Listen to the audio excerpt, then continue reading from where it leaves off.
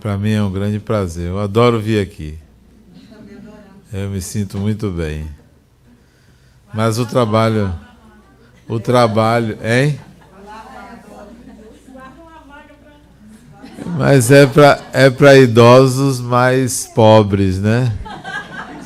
Vocês estão na América, né? Já não são pobres, né? Essa é minha neta. Bom, nós vamos falar sobre Jesus. Gostaria que vocês imaginassem que é algo que eu geralmente faço. Às vezes eu tento voltar para aquela época de Jesus. De tentar me situar naquele tempo. 2000 anos se passaram e os tempos de hoje não são aqueles tempos. Então, o que é que eu vejo naquela época? Uma cidade relativamente pobre, envolvida por uma atmosfera em que as pessoas estavam ali oprimidas. Jerusalém era uma cidade oprimida. Havia o domínio romano. O povo não tinha liberdade. Não havia direitos. Eles estavam ali sob o domínio romano. Ali existiam reis, soldados, pastores, e a maioria era pobre. A maioria era pobre. Não havia luz, não havia serviço médico, havia um pequeno comércio. Importante a gente entender que Jerusalém, embora fosse uma cidade muito habitada, mas não havia estradas, havia caminhos. Haviam poderosos, mas a maioria era pobre. Até que alguém ouviu falar que apareceu um galileu, um jovem galileu de 30 anos, dizendo algumas coisas para o povo. E certamente o que ele dizia não despertava o menor interesse nem da cidade, nem dos poderosos. Porque ele chegou pela periferia. Ele chegou pela periferia. Não era conhecido, não era ninguém conhecido, porque era filho de um carpinteiro. E um simples carpinteiro. E sendo jovem, não deveria dizer nada de interessante, porque não era um sábio, porque não era mais velho. Mas ele foi pela periferia. E chegou nos ouvidos dos poderosos, dos governantes, que ele começou a falar, esse Galileu, dizendo assim: olha, se arrependam porque está chegando uma nova era. Então ele falava de uma nova era, de um novo estado, de uma nova situação.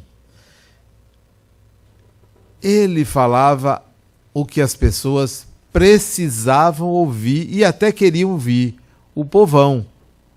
Os poderosos não, porque incomodava. Então, ele chegou agradando o povo e incomodando os dirigentes. Porque ele falava de uma nova era. Repito, no começo ele foi desprezado.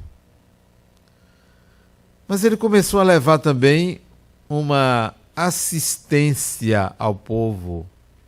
É lógico, se você oferecer aqui assistência médica gratuita, vai todo mundo para lá. E ele ofereceu assistência médica gratuita. Ele curava as pessoas. Olha que chamariz.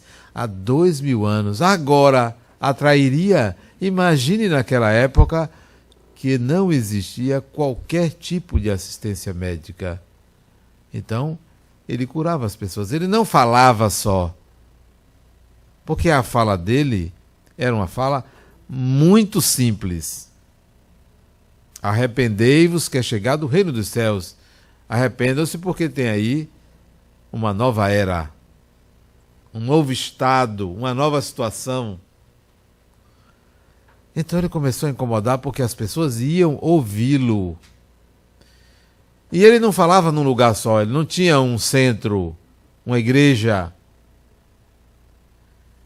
Ele falava na praça, ele falava na casa de um, na casa de outro.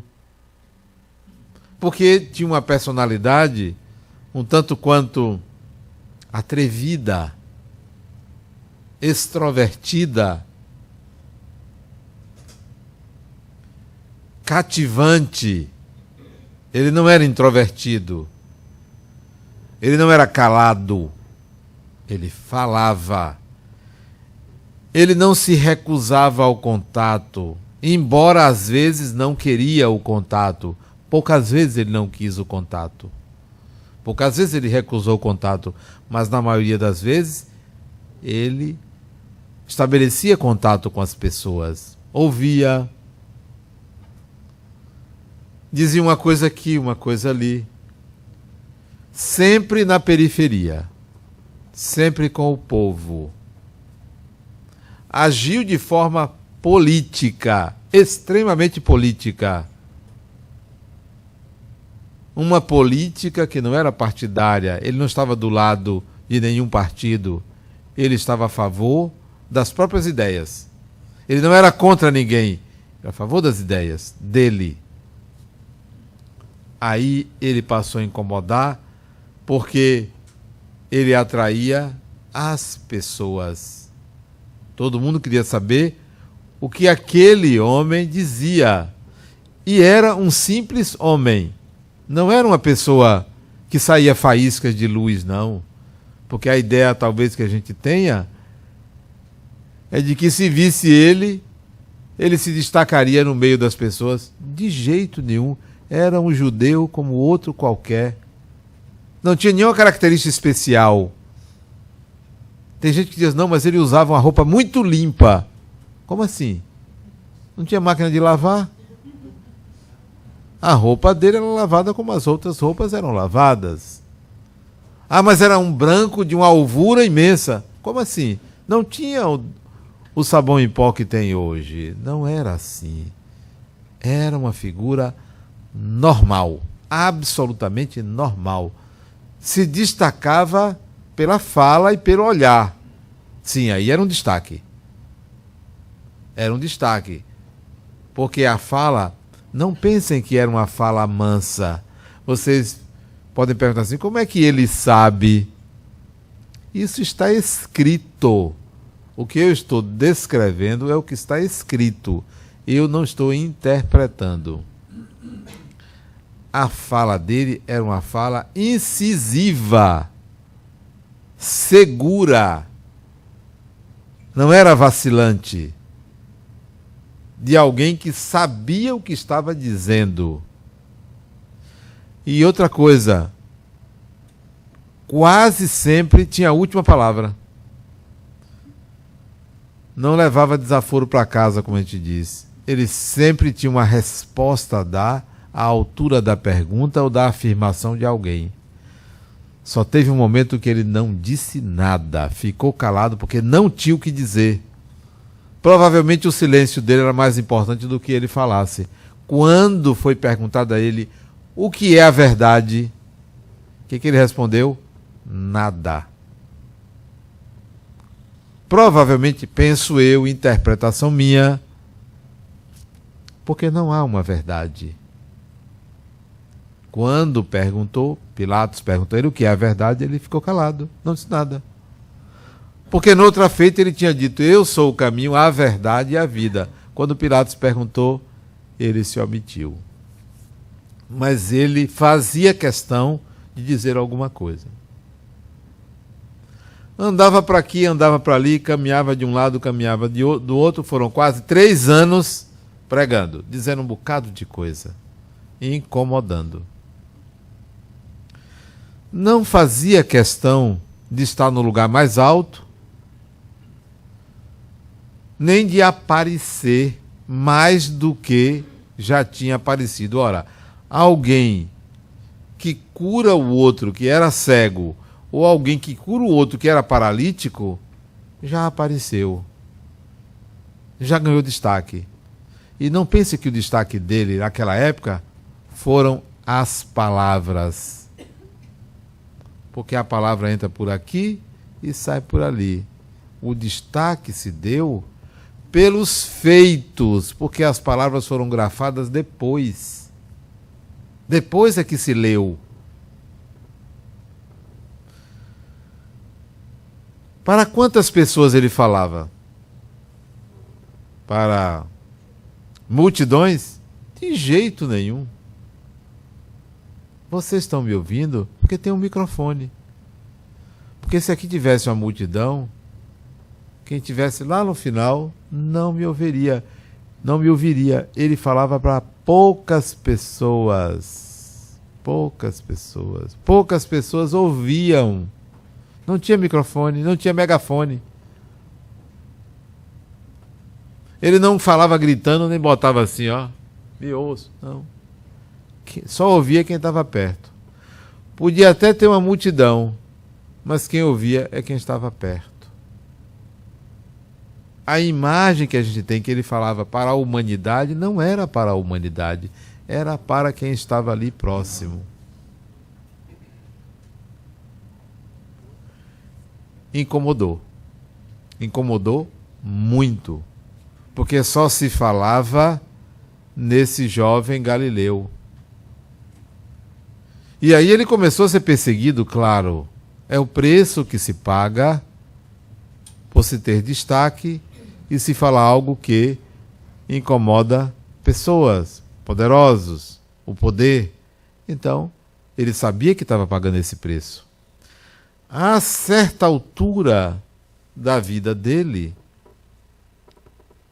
já faltando poucos meses para ele ser preso, ele aí não se escondeu mais. Ele aí afrontou. E quando eu digo afrontar, está no Evangelho. Ele resolveu entrar na cidade no domingo de Ramos contra tudo e contra todos. Foi aconselhado a não entrar, mas ele entrou. E entrou porque ele quis, montado no animal. Porque ele podia ir andando, mas ele foi montado no animal para ser visto, propositadamente para ser visto. Então ele afrontou também, no final. No começo não. No começo ele ia pela periferia, mas no final ele afrontou. Propositadamente. Sabia que estava pagando um preço por aquilo. A essa altura as ideias dele já estavam de boca em boca. Todo mundo falava, mas não falava o que ele pregava, falava o que ele fazia. O que ele pregava só ficou conhecido muito tempo depois, porque se apressou em anotar. Muita coisa se perdeu. Muita coisa se perdeu. Ia, comia na casa de um, comia na casa de outro, ia uma festa aqui, uma festa ali, porque Jesus era um judeu, um ser humano como qualquer outro ser humano. A diferença é a sabedoria dele, porque ele falava coisas que não era do conhecimento de ninguém, ninguém intuía sobre aquilo. Ele trazia uma mensagem totalmente diferente da mensagem judaica. Qual era a diferença? Vocês imaginam o que ele falava de diferente? O que vinha para contrastar? E embora ele dissesse, olha, eu não vim destruir a lei, mas só lhe dar cumprimento. E os intérpretes de Jesus pensam que ele estava dizendo assim, eu não vim destruir a lei de Moisés. Foi o que ele mais destruiu. Não, não era a lei de Moisés que ele estava se referindo. Eu não vim destruir a lei de Deus, eu vim dar cumprimento. Mas a doutrina dele era totalmente oposta à doutrina judaica. Totalmente oposta. Porque a doutrina judaica dizia olho por olho, dente por dente. Isto é, se alguém lhe fizer uma coisa, você tem o direito de revidar. E ele veio com a doutrina oposta. Amai os vossos inimigos. Totalmente oposta. Ele falava exatamente ao contrário daquilo. Ele se opunha àquele tipo de vida. Enquanto o Deus da época dele era Jeová, que impôs a Jó o sacrifício, que se vingava do humano, Jesus disse, Deus é Pai, não tem nada disso, Deus é Pai. Deus está ali para ajudar, contribuir, fazer evoluir. Uma doutrina totalmente oposta. Mas isso foi sendo visto não pelos romanos poderosos, mas pelos próprios judeus. Foram os judeus que condenaram Jesus, não foram os romanos.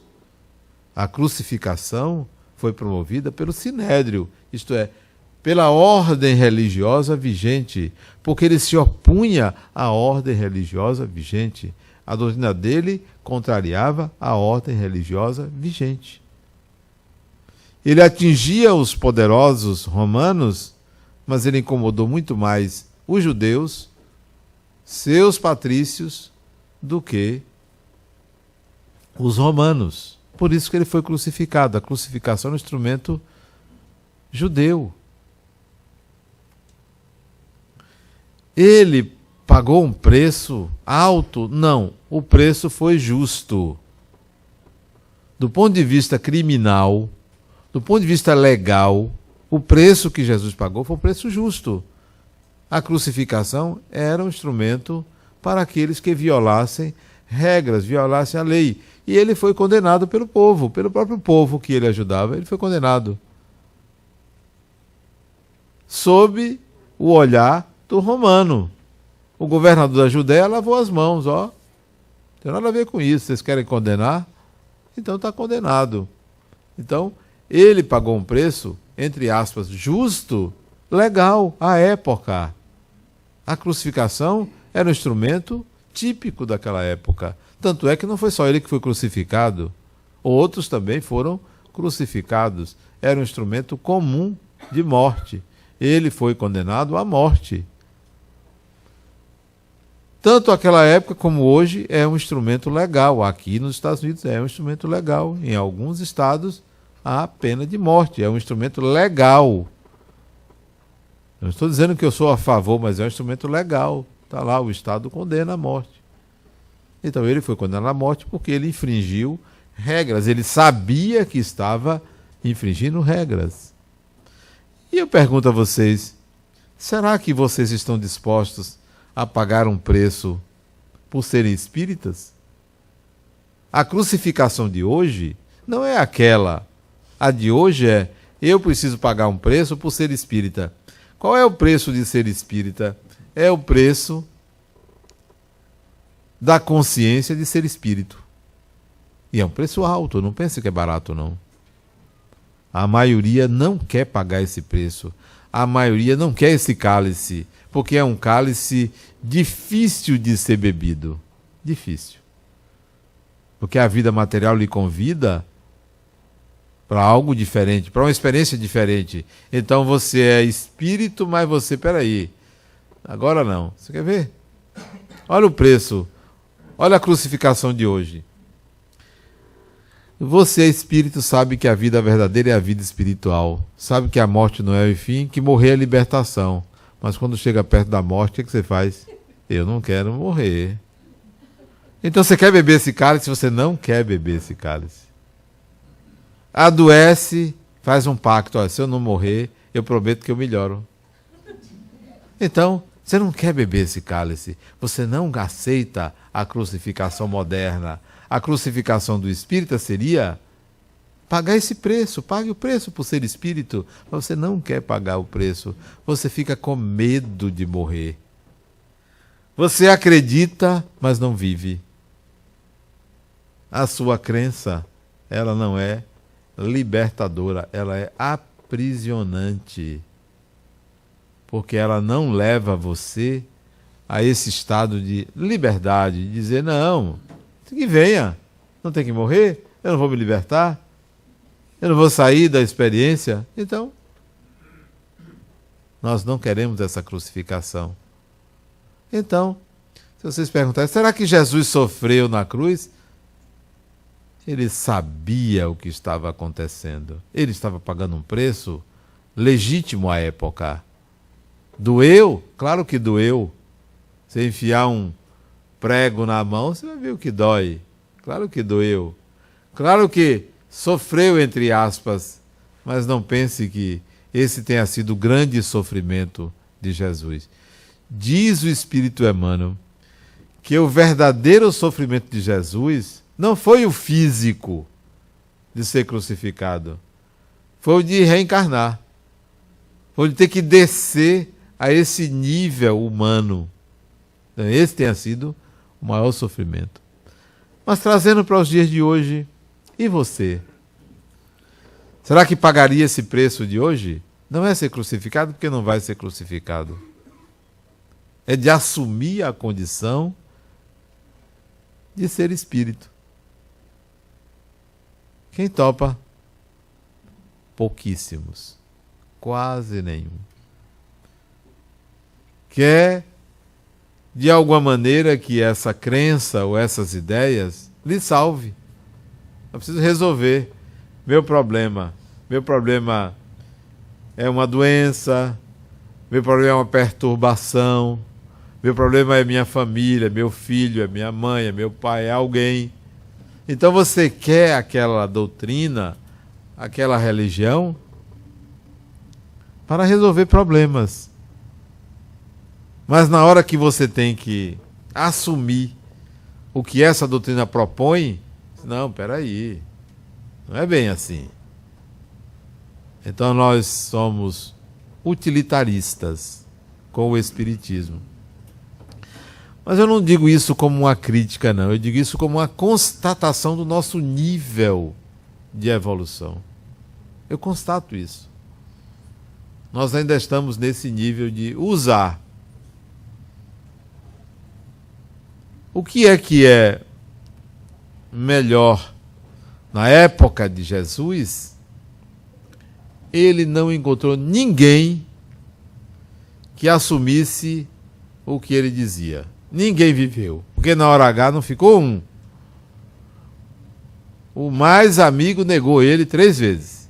Ele não achou ninguém para seguir a doutrina dele. Ninguém. Todo mundo pulou fora. O que é melhor? Aquela época hoje. Se você tivesse vivido aquela época, você também pularia fora.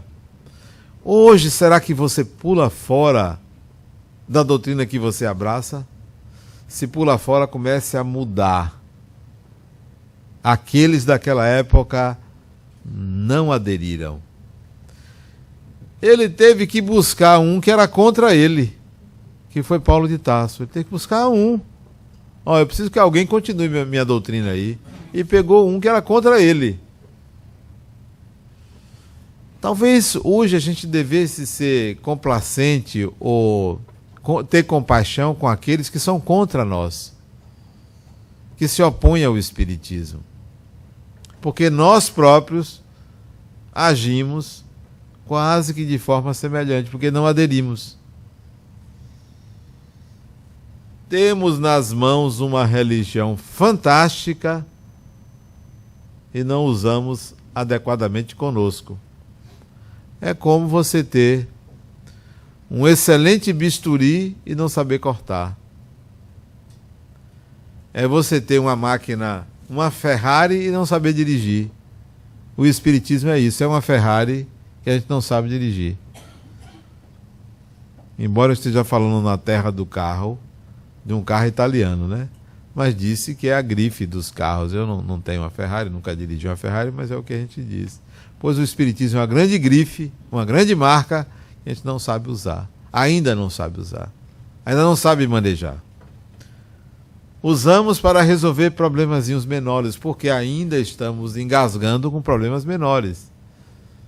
Ainda estamos lidando com um instrumento maravilhoso para remover o esmalte da unha e não para tratar da ferida mais profunda, né?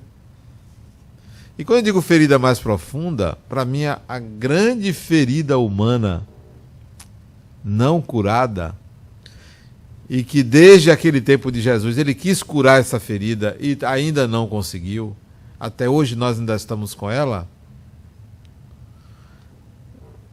Ele começou a pregar, a primeira fala dele foi: endireitai vossas veredas, que é chegado o reino dos céus. Ele começou assim. Porque a grande ferida é curada com a consciência do reino dos céus. A grande ferida de hoje do ser humano é a falta de um sentido para a vida. A grande doença humana é a falta de um sentido para a vida. Nós adoecemos, nós ficamos doentes. Não é que nós morremos, não, porque a morte não é nada demais, mas nós adoecemos porque não encontramos um sentido e significado para a própria vida. Quando você encontra um sentido e significado para a vida, o adoecer físico é plenamente compreendido e não há um adoecer psíquico, porque você encontrou o sentido e o significado para a sua vida. Então essa é a ferida de hoje. E nós não estamos usando o Espiritismo para curar essa ferida. Nós estamos usando o Espiritismo para curar pequenos arranhões no corpo, ainda no corpo. Uns estão tentando curar as feridas da alma, outros ainda usando o Espiritismo para a ferida do corpo.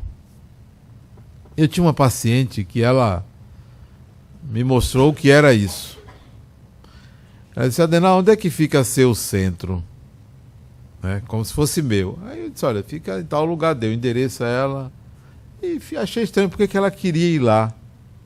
Eu disse: olha, eu não quero ser espírita não, eu vou lá, eu estou solteira, quem sabe lá eu arranjo alguém. Então, ela via o centro espírita como um local para ela arranjar um companheiro. Não acho nada demais isso, mas é reflexo do que nós queremos com essa doutrina. Somos utilitaristas, pragmáticos. Nós não usamos como deveríamos usar. Jerusalém já passou. Jerusalém não é essa cidade, não é o Brasil, não é os Estados Unidos. Tudo aquilo já passou. Jesus não é aquele Jesus. Hoje nós somos espíritos que temos um adiantamento maior do que aquela época, embora a ferida ainda continue. Mas adiantamos, aprendemos muita coisa, evoluímos. Não somos os mesmos daquela época. Então nós temos que aplicar os ensinamentos de Jesus de uma forma diferente, porque já evoluímos. O evangelho não pode ser um evangelho morto, tem que ser um evangelho vivo. O que é um evangelho vivo? Evangelho significa boa nova. Evangelho é o Novo Testamento. São as palavras e ensinamentos de Jesus que estão no evangelho. São 4 evangelhos: o de Mateus, o de Lucas, o de Marcos e o de João. o conteúdo do Evangelho, que está no Novo Testamento, porque o Novo Testamento tem mais do que o Evangelho, porque tem as cartas de Paulo, que não são o Evangelho. O Evangelho são os 4 Evangelhos. Ali estão os ensinamentos de Jesus. O que Paulo escreveu, o que Pedro escreveu, são interpretações do Evangelho. Evangelho quer dizer boa nova. Qual é a boa nova? A boa nova é: há um reino dos céus. Há algo em você que você tem que integrar, que a partir daí você se liberta. E esse algo é a consciência de ser espírito. Hoje, então, não se trata de você usar o Evangelho como naquela época. Jesus estava pregando para espíritos ainda muito ignorantes. E nós não somos muito ignorantes. Nós já evoluímos. Nós já crescemos. Então, eu não vou pregar a mesma coisa. Eu não vou chegar para vocês e dizerem assim: olha, o Evangelho é você perdoar o próximo. Alguém aqui desconhece isto? Todo mundo sabe o que é isso. Eu não vou pregar isto. Eu vou explicar o que é perdoar. O Evangelho hoje tem que ser explicado, ensinado de outra maneira. Porque a palavra que foi dita há 2000 anos, hoje precisa ser melhor compreendida, porque nós estamos vivendo outra época. Antigamente, naquela época, você podia cuspir numa pessoa. Você poderia bater até numa pessoa que lhe agredisse. Isso era lícito, era legal. Hoje, todo mundo sabe que não deve fazer isso. Quem aqui faz isso? Acredito que ninguém. Ninguém faz isso. Então você não precisa aprender isto. Porque você não faz isso. Pode ter um ou outro aqui que... não sei. Estou supondo, né? Então eu tenho que explicar o que é o perdão.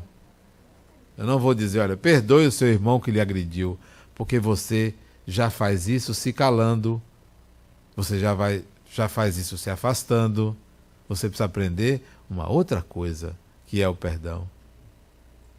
Você precisa aprender que o perdão, ou o Evangelho vivo hoje seria: olha, se alguém lhe agrediu, pergunte a você mesmo qual é o seu problema. E não simplesmente o que você deve fazer com o outro. Porque o problema agora é você. Perdoar é resolver o seu problema.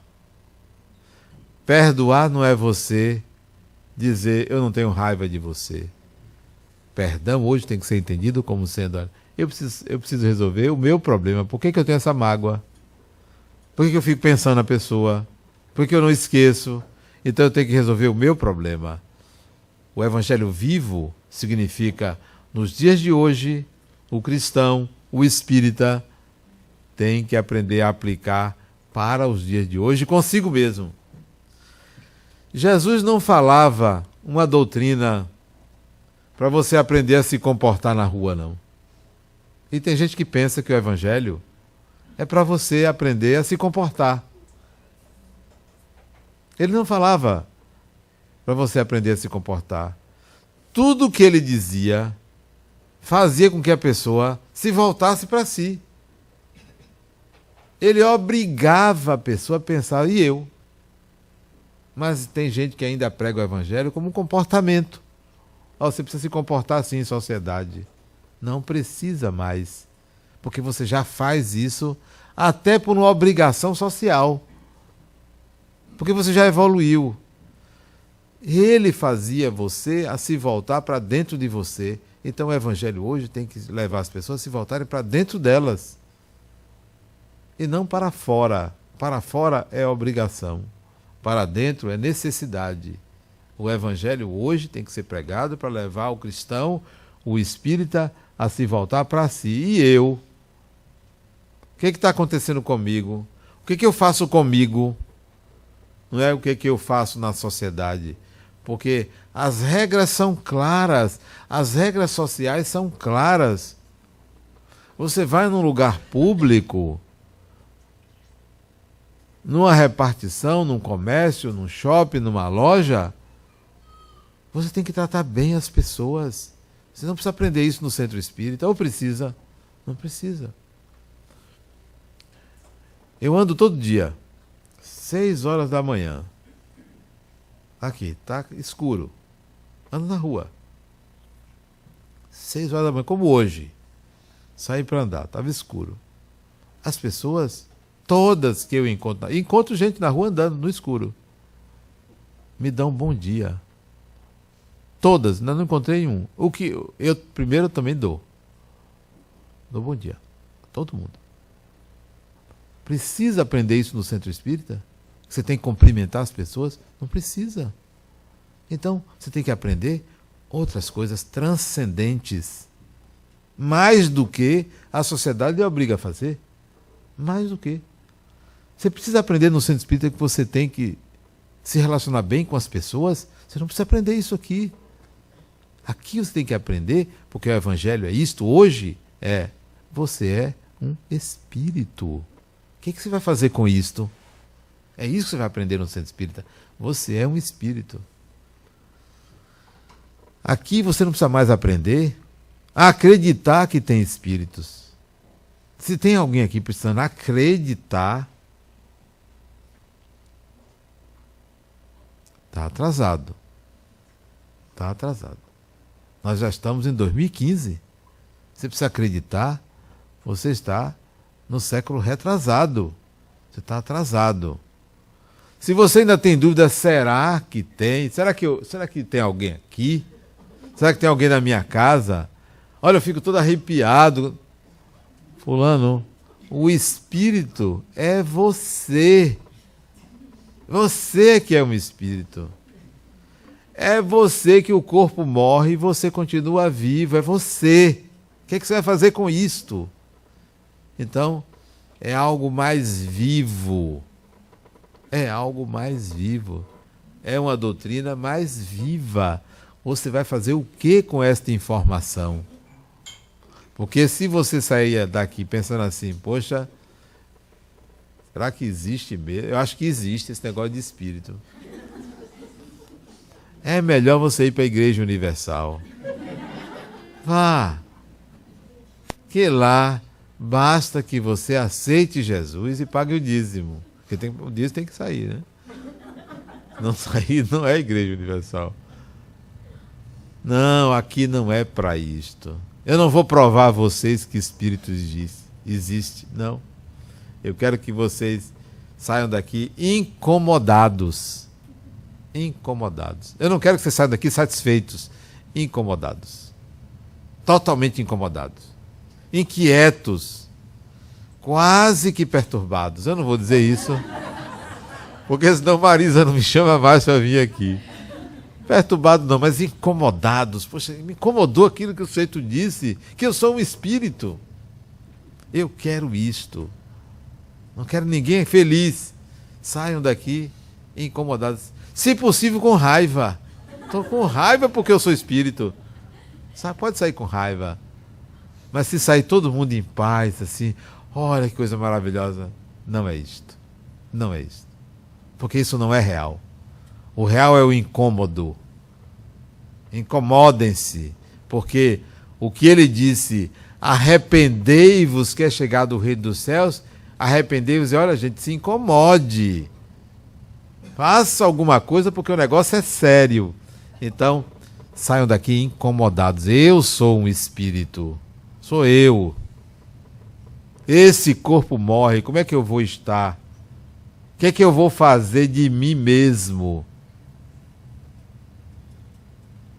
Esse é o Evangelho que nos dias de hoje nós precisamos pregar e vivenciar.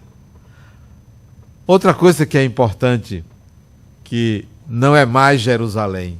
Se alguém disser que Salvador é Jerusalém, que Estados Unidos, a Flórida é Jerusalém, não é Jerusalém. Aquilo já passou, aquilo já acabou.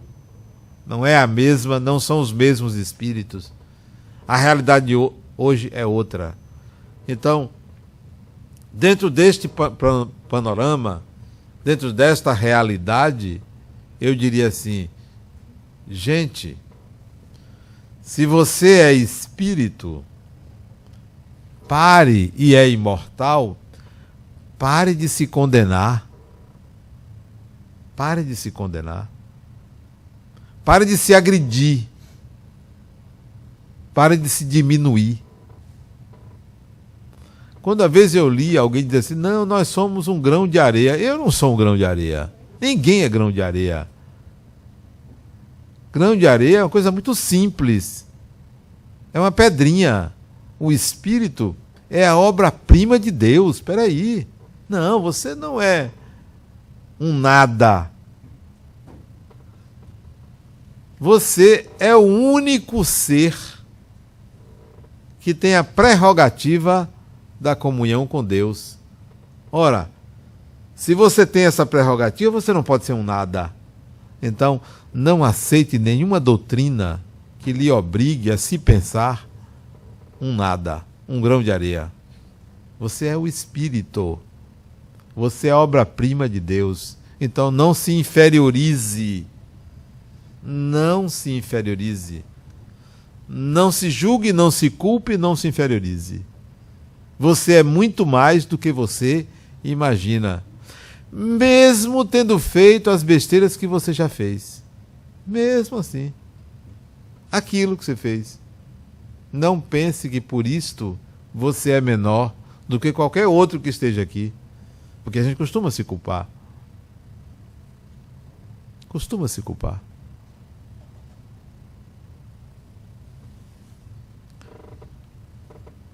O outro chegou lá no centro e queria que eu afastasse certas pessoas que eles sabiam que eram pessoas que tinham feito algumas atitudes inadequadas. Eu disse, por que eu vou fazer isso? Não é porque você não conhece, nem quero conhecer. Nem quero conhecer. Aqui é um lugar inclusivo, de incluir, não de excluir. Não tem ninguém perfeito. Ah, mas vou dizer, ela fez 2 abortos. E daí? Daí, eu vou separar as pessoas, não vai ficar ninguém. Não vai ficar ninguém. Não por isso, por vários motivos. Não, não sou eu que vou julgar, não. Pode deixar trabalhando. Pode deixar trabalhando normalmente. E nem me diga o que fulano foi, fez, porque eu não quero saber. Me interessa daqui para frente. Daqui para frente. E se aqui agir de forma inadequada, eu não vou expulsar, não. Eu vou chamar e vou orientar. E vai continuar trabalhando. Talvez não no mesmo lugar, passa um tempo para aprender a fazer diferente. Aqui não é lugar de se expulsar ninguém. Eu não estou dizendo aqui KSSF, não. Eu estou falando do La Harmonia, porque lá eu ajo assim. Porque o Evangelho me ensina isto. A incluir pessoas. A não excluir pessoas. Ao dizer isso, não estou me referindo a nada que acontece aqui. Isso me veio à mente agora. Por quê? Porque nós costumamos nos julgar, nós costumamos julgar os outros, nós costumamos nos excluir, nós costumamos excluir pessoas. Então, não se exclua porque você cometeu esse ou aquele equívoco na vida. Continue atuando, trabalhando, crescendo e se sentindo conectado ao divino. Nós nunca nos apartamos de Deus. Nunca. Nunca nos apartamos de Deus.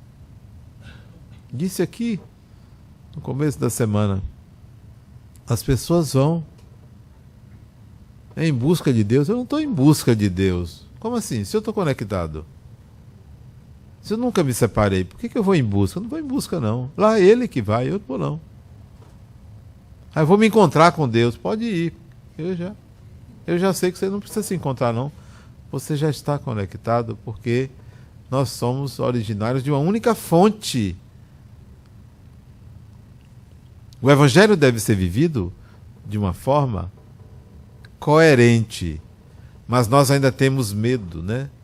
de vivê-lo coerentemente. Ainda temos medo e precisamos de algumas garantias. Não, eu vou me garantir aqui. Lá no centro tem uma senhora que ela frequenta lá, frequenta a igreja e frequenta a Igreja Universal. Ela é espírita, evangélica e católica. Ela me diz, Adenauer, por via das dúvidas, eu vou nas 3. Vai que uma está errada. Eu tenho 3. Então eu vou me garantir. Quer dizer, essa é a mentalidade, é a nossa mentalidade. Ela apenas tem a coragem de admitir. Nós ficamos assim, ó, por via das dúvidas, eu vou acender uma vela aqui, outra ali, para me garantir. Nós fazemos isso, né? Ainda fazemos assim. Nós não temos a coragem de assumir quem nós somos. Nós ainda precisamos dessas muletas, né? A rigor, nós não precisaríamos de religião, porque somos espíritos. Essa consciência, por si só, seria suficiente para a gente não precisar de religião. Mas ainda precisamos seguir doutrinas para nos garantir. Ó, eu vou me apegar a um espírito, a um mentor, a um guia, porque aí eu estou seguro, porque tem um guia, né? Um dia você vai dispensar mentor, guia, porque você é o seu mentor, você é o seu guia, você se autodetermina. O processo proposto por Jesus é um processo de autodeterminação, de conquista da autodeterminação. Autodeterminar-se quer dizer, eu sou meu guia, eu sou meu protetor, eu sou protetor de mim mesmo, eu é que sigo a minha lei, a minha forma de viver. Para chegar a esse ponto, você vai ter que libertar-se de um bocado de muleta que você usa, de um bocado de remédio que você usa, de um bocado de pontos de apoio. Você um dia vai precisar encontrar tudo isso em você.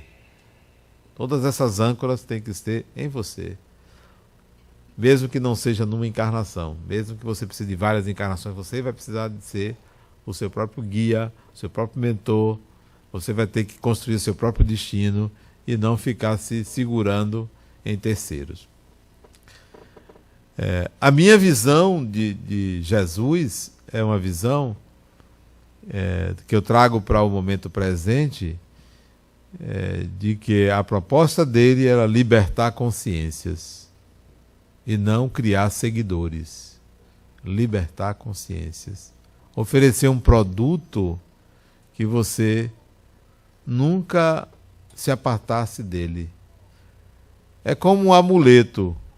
O amuleto que Jesus oferece é a consciência de você ser espírito. Então você nunca vai perder isso. Não é um objeto que você usa, não é uma cruz, não é um livro. É algo que você permanentemente carrega com você, que é a consciência de ser espírito. Essa é a minha visão de Jesus. O papel que ele me ofereceu foi de chegar a esse ponto. Ó, eu sou um espírito. O que você vai fazer com isto? O que você vai fazer com esta realidade? Por mais que você queira ser seguidor de Jesus e ficar pedindo a ele proteção, um dia você vai ter que admitir que você está só com você mesmo, com essa realidade, e você vai ter que dar conta dessa realidade. E dar conta significa você vai ter que viver, você vai ter que seguir. Você não vai ter que estar sempre se amparando numa ou noutra regra, numa ou outra doutrina. A série de livros que eu escrevi, os 6 livros que eu escrevi, estou terminando o 7º agora, é para levar o leitor a buscar um sentimento pessoal em cima das palavras que ele disse. O objetivo não é atender o intelecto.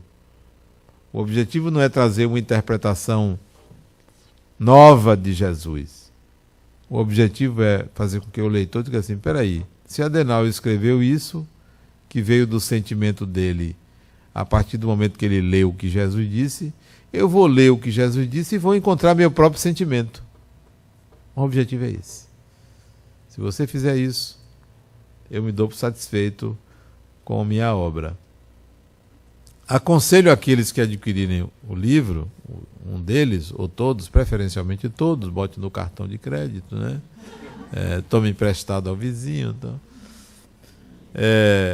Antes de ler o que eu escrevi, leia o que Jesus disse e se pergunte assim, o que é que eu sinto quando eu leio isso? Elabore uma ideia, ou agora eu vou ver o que é que Adenauer sentiu. Não para ver qual o melhor, porque são sentimentos de uma pessoa e de outra, não tem um certo e o outro está errado, não. Eu vou ver qual o de outra pessoa, o que é que ele sentiu quando ele leu isso aqui. Não é a verdade, não é um padrão, não é um modelo, é o sentimento dele, do autor. Que eu respeito, mas eu tenho o meu. Pode ser até coincidente, mas não tem uma verdade, não tem um padrão. Então eu aconselho a ler desta forma. Tá? E era isso que eu tinha a dizer. Muito obrigado e muita paz.